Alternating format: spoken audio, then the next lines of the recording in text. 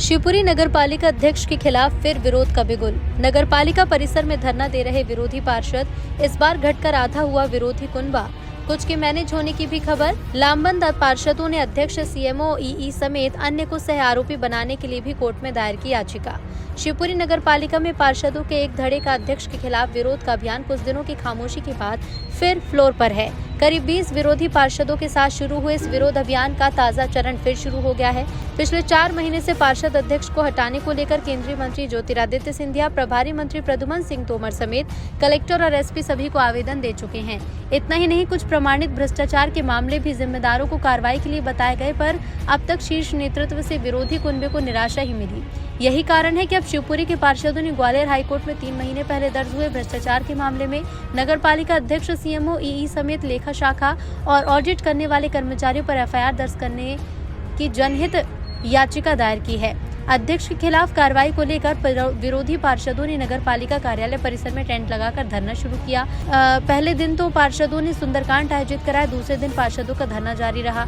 हालांकि इस बार इन विरोधी पार्षदों का कुनबा जो है वो बिखरने की चर्चा भी घटी संख्या के कारण पुष्ट हुई है। शुरुआत में विरोधी पार्षदों की संख्या 20 से 25 थी। समय के साथ कुछ पार्षद मैनेज होकर सिस्टम में सेट हो गए। नतीजों में विरोधी कुनबा घटकर 10-15 के आंकड़े पर आ सिमटा। धरना प्रदर्शन के दौरान वो यहाँ पर 7 से 8 पार्षद दिखाई दे रहे हैं। चर्चा ये भी है, कुछ विरोधी पार्षद 4 महीने की लड़ाई के बावजूद परिणाम न मिलने से भी बैकफुट पर आ गए हैं और अब वो शांत होकर घर बैठ गए हैं। पिछले 5 महीने से हम सभी पार्षद बड़े परेशान हैं, क्योंकि पिछले 3 वर्ष में नगरपालिका क्षेत्र में कोई काम वार्डों में नहीं हो रहे हैं और जो काम होते हैं उनमें घोटाला किया जाता है। हमने घोटाला उजागर भी किया, जिसमें ठेकेदार जेल में भी हैं, अधिकारी 2 इंजीनियर जेल में भी गए, लेकिन उसके बाद भी जो जिम्मेदार फाइल पे बैठे हैं वो आज तक क्यों बचे हुए हैं? उन पर एफआईआर क्यों नहीं हो रही भाई? उनको जेल क्यों नहीं भेजा रहा है?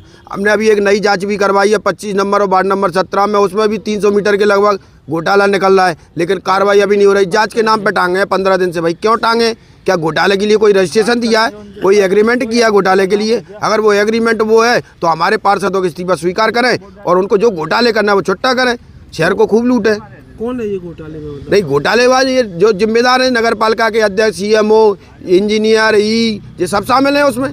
क्या अध्यक्ष जो है तो उनको क्या राजनीतिक संरक्षण? नहीं, संरक्षण नहीं है तो फिर क्या है भाई? हम घोटाले पे घोटाले कर रहे हैं, घोटाले पे घोटाले उजागर कर रहे हैं, वो पर्देदारी कर रहे हैं, वो बचा रहे हैं। हमने फिर घोटाला उजागर किया है और वो ऐसे ही करेंगे तो हम फिर घोटाले और उजागर करेंगे। कर्मचारी नगरपालिका के फंसे हुए हैं यहाँ क्या है, दबाव बना के गलत तरीके से काम, ठेकेदार, इंजीनियर, सीएमओ, अध्यक्ष एक गुट बना लिया, हिस्सेदारी के माध्यम से शहर को लूटा जा रहा है, जो हम बिल्कुल नहीं लूटने देंगे। धरने पर कितने पार्षद बैठे हैं? अभी धरने पर हम 1 दर्जन के करीब पार्षद बैठे हैं और कुछ शादियां चल रही हैं, तो 1-2 दिन में वो सब आ जाएंगे। वो भी वाले धरना कब तक चलेगा आपका? अनिश्चितकालीन धरना है अभी हमारा। सत्ताधारी कौन सा राजनेता है जिसको अध्यक्ष को मतलब संरक्षण? नहीं, वो सबको पता है कौन किसका संरक्षण चलता है, जहाँ कौन नहीं करने दे रहा है, कौन क्या नहीं करने चाहिए, सबको दिख रहा है, पूरी मीडिया को पता है सबको, वो बताने की जरूरत नहीं है। भैया एक तो क्या है कि पार्षद लोग, हम लोग काम से परेशान हैं, वार्डों में काम नहीं हो रहा है। पूरे शहर की हालत पूरी आप पत्रकार भैया को मालूम है, शहर की जनता को मालूम है स्थिति शहर की क्या है। इसके बाद जहाँ भी काम हुए वहाँ घोटाले हुए हैं, काम पूरा नहीं हुआ, भुगतान पूरा हो गया और ये सिद्ध भी हो गया, प्रशासक ने सिद्ध भी कर दिया। इस घोटाले में एफआईआर भी हुई हैं, इस घोटाले में जेल भी गए लोग, इस घोटाले में और भी लोग शामिल थे, उनको क्यों बचाया जा रहा है? जबकि न्यायपालिका सर्वोपरि होती है। न्यायपालिका ने भी ये कह दिया कि इसमें और भी दोषी हैं, इन पर एफआईआर क्यों नहीं हो रही? इस प्रति हमने आवेदन भी किया कलेक्टर महोदय जी को, एसपी महोदय को आवेदन भी किया कि जो बचे हुए लोगों पर एफआईआर क्यों नहीं की जा रही? पता नहीं क्यों उनको इतनी शरण दी जा रही है, क्यों दी जा रही है, कहाँ से दी जा रही है? अगर भ्रष्टाचारी को शरण दी जा रही है तो हम पार्षदों के इस्तीफा स्वीकार कर लें। भ्रष्टाचारी तो होने दो फिर शहर के अंदर, फिर हमारे पार्षदों के इस्तीफा स्वीकार क्यों नहीं कर रहे? ये लड़ाई खत्म हो जाएगी, हमारे इस्तीफा स्वीकार कर लें, वरना हम भ्रष्टाचार के खिलाफ तो लड़ रहे हैं और लड़ेंगे। और पूरी मीडिया देश के चौथा स्तंभ के रूप में मानी जाती है, सर्वोपरि है।